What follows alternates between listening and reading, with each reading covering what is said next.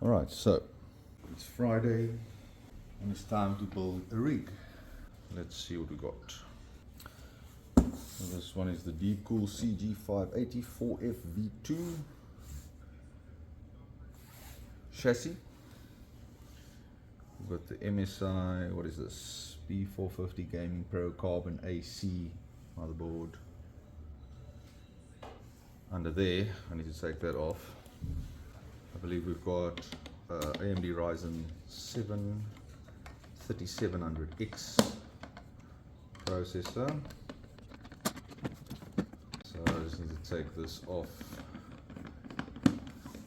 check the state of the thermal paste, and I'm sure glad that I did, because this looks, I don't even know what this is, but they applied way too much and that'll be a problem.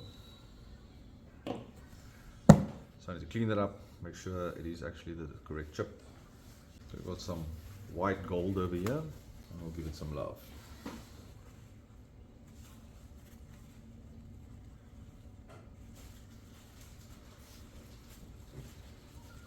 I'm sure there are more suitable, better suitable ways of cleaning this. This is my go-to method, and it usually gets the job done beautifully. There we go. So yes, it is indeed an AMD Ryzen 7 3700X. So I would have really loved to use this drive over here. This is a 1TB Gen 4 NVMe drive. However, the motherboard only supports up to Gen 3, so why would I waste a Gen 4 drive? I picked up a Gen 3 drive to use for this build, and we'll use the Gen 4 drive another time on a different build. And the sad part is that the CPU actually does support Gen 4, but not this motherboard.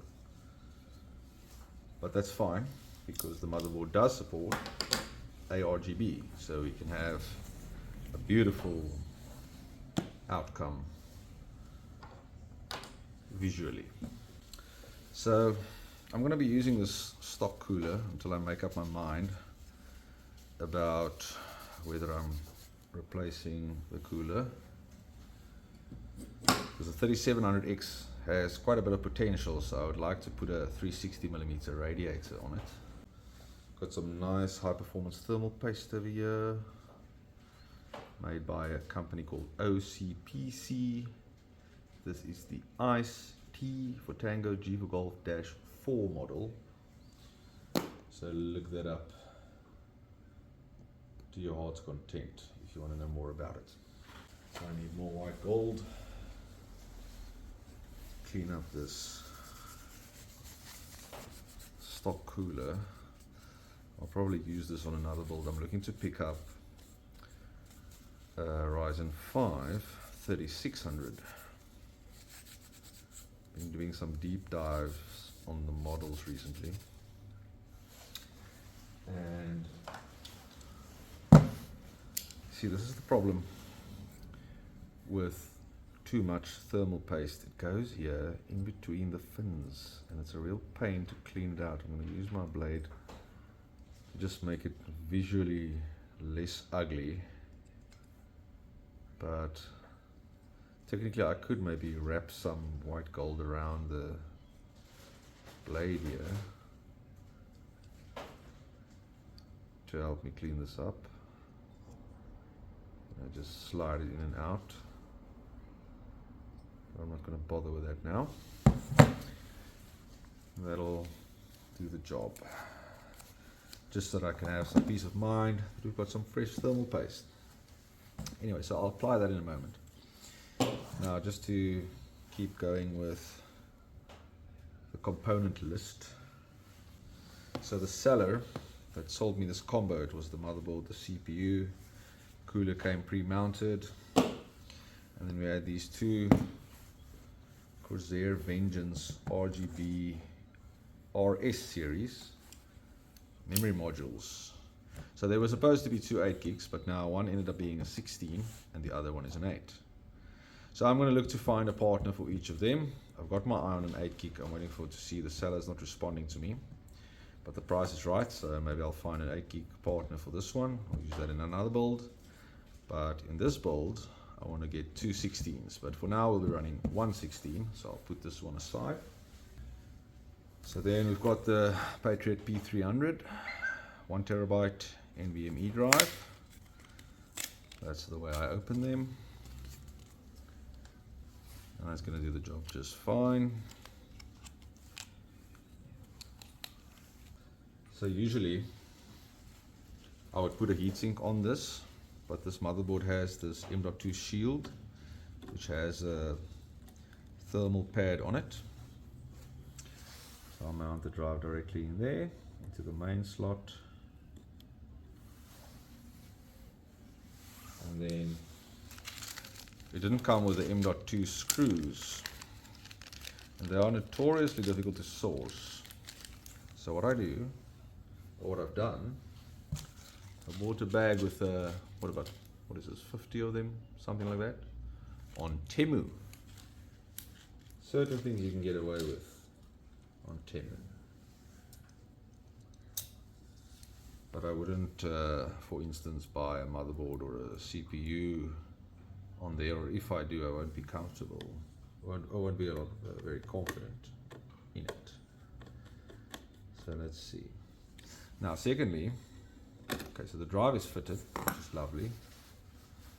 Just need to capture the serial number there for warranty purposes. But then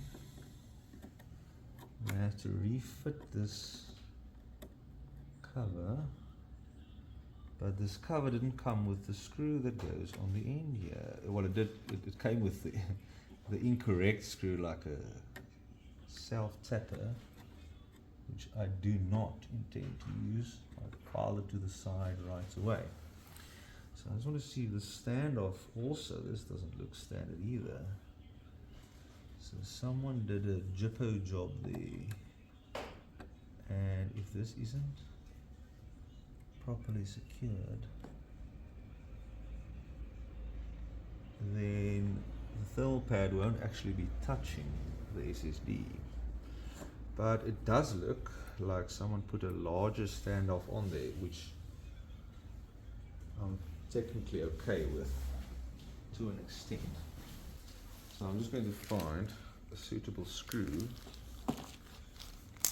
that, at least as long as it's not a self-tapper, then I'll be okay with that. And it looks like this one could blend in nicely. Let's see. There we go. Oh yeah, that's beautiful. So we'll just line it up for the OCD. That looks pretty good. Okay, so we've got the SSD installed. So then we're going to put some thermal paste on here. So I just drop one little squirt in the center, and then 4 smaller squirts between the centers and the edges, and that's plenty.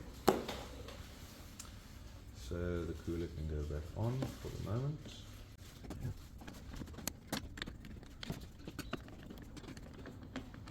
I really prefer these coolers to the Intel ones. Alright, so next we've got this memory over here, the 16 gig chip going in, and we will look for a mate, another 16 to pair with that mate over there. So when I buy used parts, I always like to confirm that the motherboard has the little port cover. They call this the I/O shield. So it's the input-output port. So some of the ports take an input, some of the ports send an output. So that's why they call it the I/O shield. So it's the little port shield. If a motherboard doesn't have this, I'm not I'm not buying it. It's as simple as that, unless if it's built in. So some boards have the IO shield built in, which is lovely. I prefer that as well. So this board comes with Wi-Fi. I've got the antennas here. I don't know the spec of the Wi-Fi, but I'll look into that another time. And then we've got MSI. I'm trying to match the brands over here. So we're doing MSI build with deep cool chassis and the deep cool power supply. So we've got the RTX 3080. It's a 10 gig card. I think it pairs well with the 3700X Ryzen chip we've got going, and the 1 terabyte of storage, 16 to 32 gigs of RAM. That's going to be lovely. So the power supply, this is a 750 watt ATX 3.1. So if we need to use a more modern graphics card, maybe the 40 or the 50 series, it has the ATX 3.1, the new style power connector. I have, according to my research, it also has the old connectors so that I can power. Ooh, this is beefy. I haven't had one in a while that runs on 3 8-pin connectors over here. So, but as far as my research goes, the 750 watt should be sufficient. I believe that's most likely the minimum for the 3080 that we plan to run here. So we'll get started, unbox the chassis, install the power supply, and take it from there.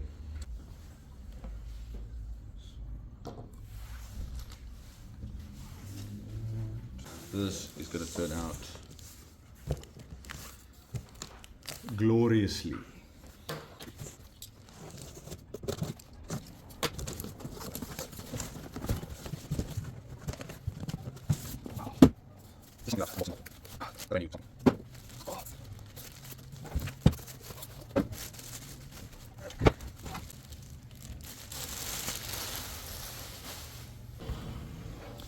Okay, so that is already looking majestic. They should have used that word in the model number. The deep cool, what is it again? CG580 majestic AF. Could have been a good model code for this unit. So I need to figure out what I usually do. Remove all the panels. Let's do that.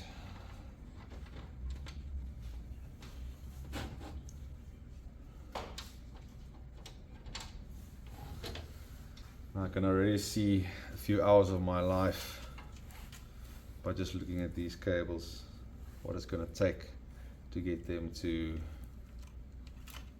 into some acceptable arrangement, along with everything else from the power supply and so on. But we'll just get right into it. Now, I don't know how to take off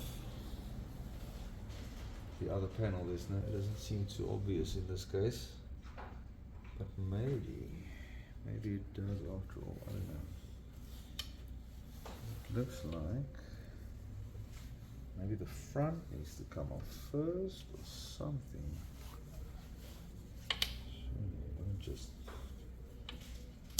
Okay, so it's tool free. That's a first for me.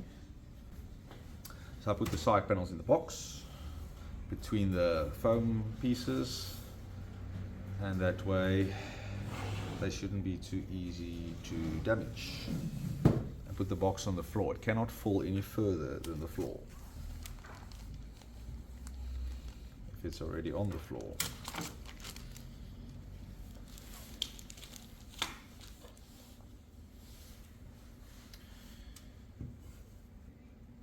So this is the fun part,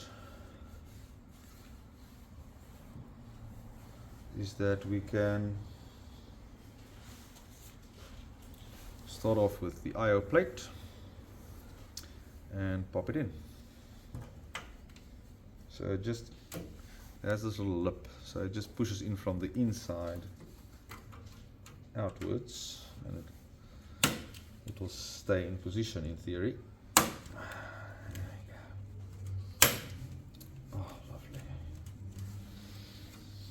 Satisfying clicks. And then before I install this board, if you have a new chassis, well, even existing chassis or cases, you may want to confirm,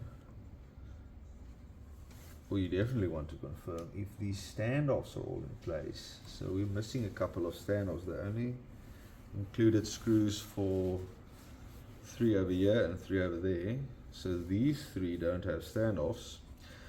So typically they are included, some spares. So I'll have a look into that quickly.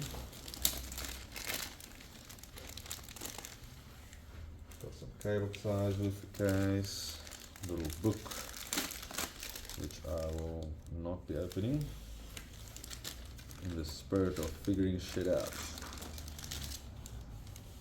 Let's see what else.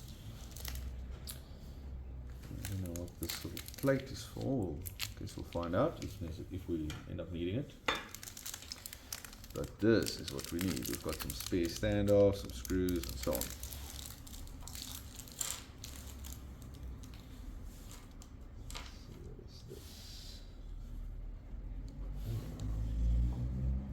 So they don't always include this, but it's nice to have this because you kind of need it. At least in my case, I do. This is the standoff that comes with the motherboard, and I mean, how do you screw that in? You're gonna have to have like a tiny little X socket. So, well, this is essentially what this is. So it goes over there and it turns it into a Phillips head. So you can just screw down the standoff into its mounting hole. And of course, I dropped it right away.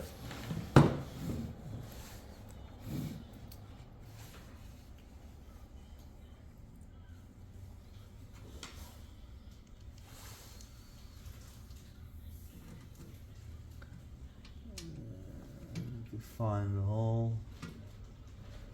and I found it, for better or worse.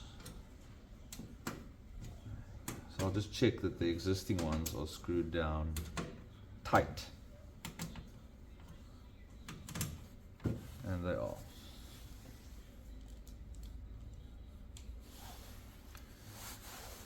So I just need to add these 3 and then I can fit the motherboard and secure it. And you really don't want to screw these down too tightly either, because then they can strip and then the motherboard can get stuck, unless if you hold it by the threads from behind while you're unscrewing it. So I've learned that the hard way.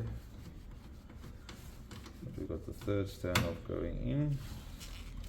I'm not too satisfied with the second one. It seems like, yeah, that's good.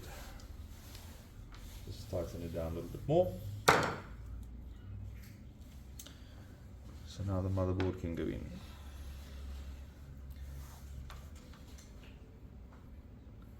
Okay. Got lots of room for activities here. I haven't done a deep cool case build before, at least not recently.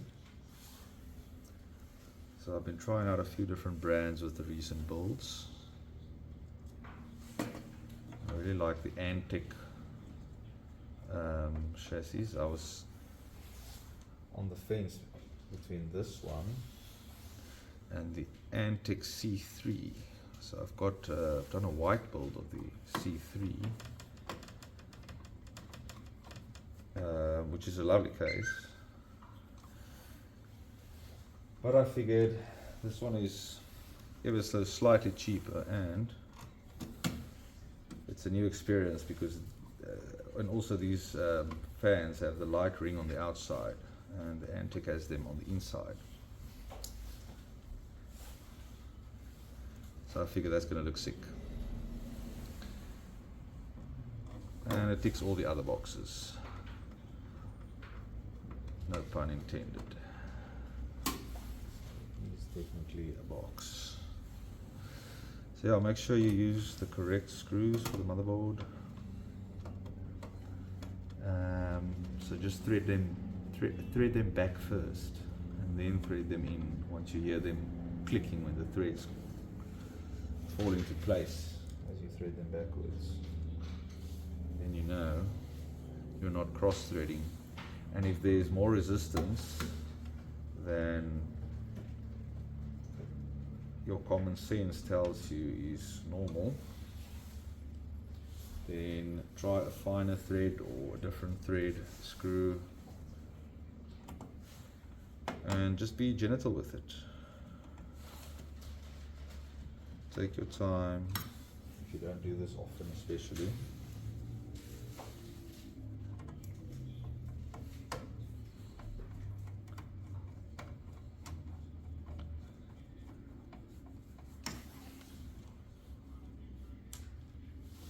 Alright, so the last screw is going in.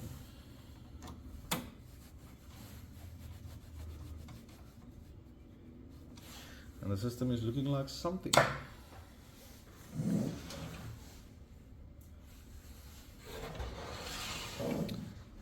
Flip the chicken over.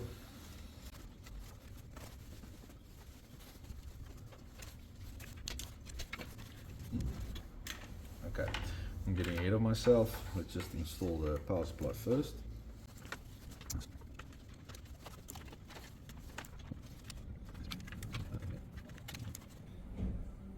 Okay, so that's cool. One power connector from the motherboard powers all of these fans, and then I believe the controller is powered by this SATA power connector, and then you just have one power connector to the motherboard and the one ARGB connector as well. So I'll free them up.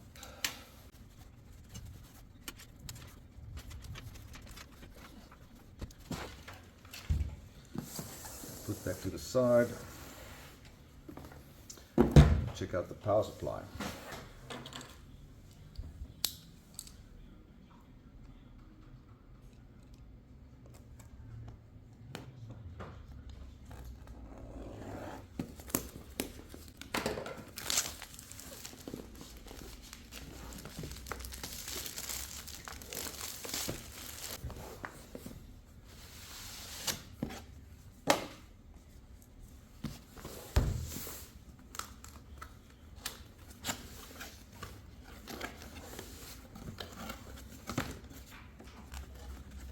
Use your little books.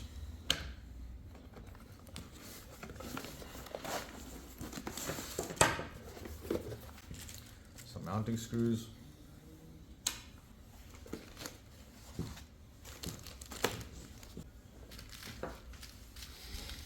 Some silica gel to season your food with.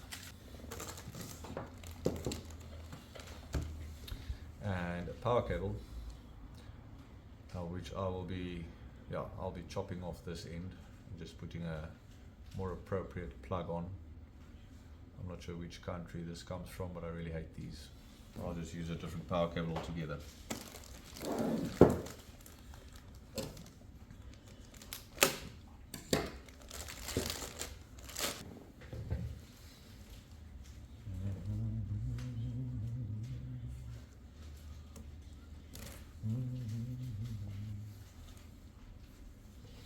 Okay, there's our unit ready to go in.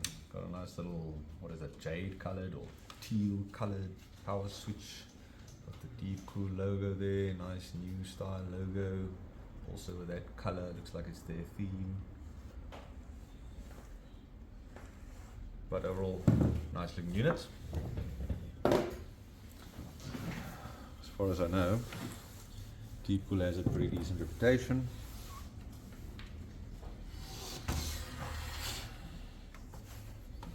They've been around for a good while, as far as I can remember. So let's get this unit fitted. So usually it'll just go with the fan facing downwards if the case is designed for the power supply to go into the bottom like this case is.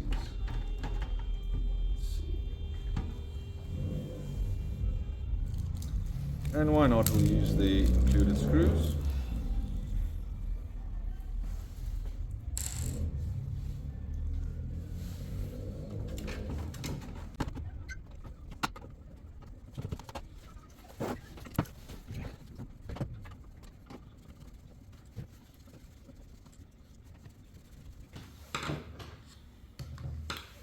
Beautiful. Oh, so now we're gonna have a good time with these wires for the next foreseeable hour or so. I'm gonna get the music going.